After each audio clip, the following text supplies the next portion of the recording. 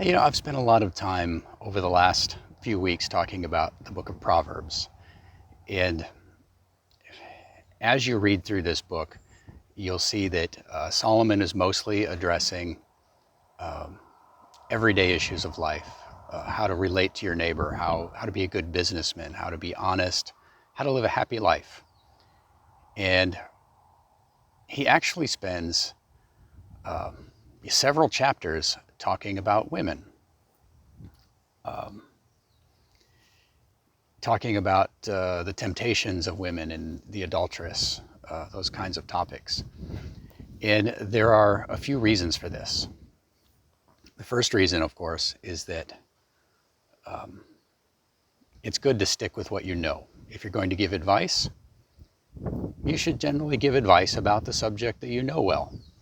And it's hard to imagine that Solomon did not know something about women. And he knew about bad decisions related to women, probably more than almost any man who's ever lived. So when he wrote the Proverbs, he spent a lot of time talking about the things that he knew. The second thing is that Solomon was a man. So he was primarily speaking to men, his sons in particular. Now, he did give advice that applies to everybody. Most of Proverbs is good wisdom for everybody. But he was explicitly addressing men because Solomon is a man. If he was a woman, if it had been his wife or one of his wives writing the Proverbs, I'm sure that she would have spent a lot more time addressing women, her daughters. The third reason, possibly the most important reason, is that we all have basic needs.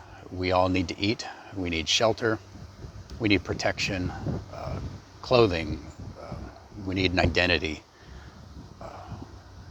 We need to work and be valued. And sex and marriage, physical intimacy, these things are very high on our basic biological priorities.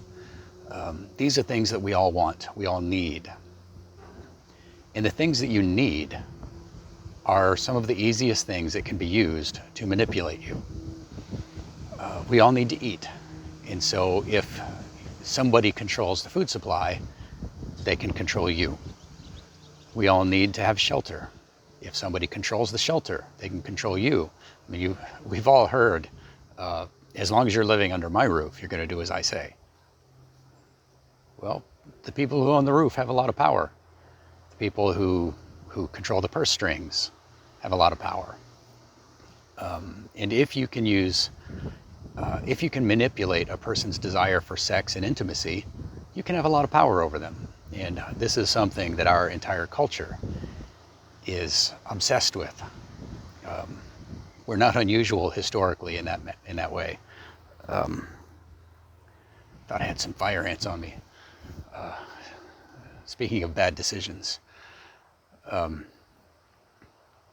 fool is easily betrayed by his physical drives, his passions. The wise man is able to control his passions. And the desire for sex and intimacy is one of the most powerful passions that we know. And so necessarily, Solomon, who wanted to teach wisdom, he wanted to teach his sons how not to be fools, had to spend a lot of time talking about women and relationships with women.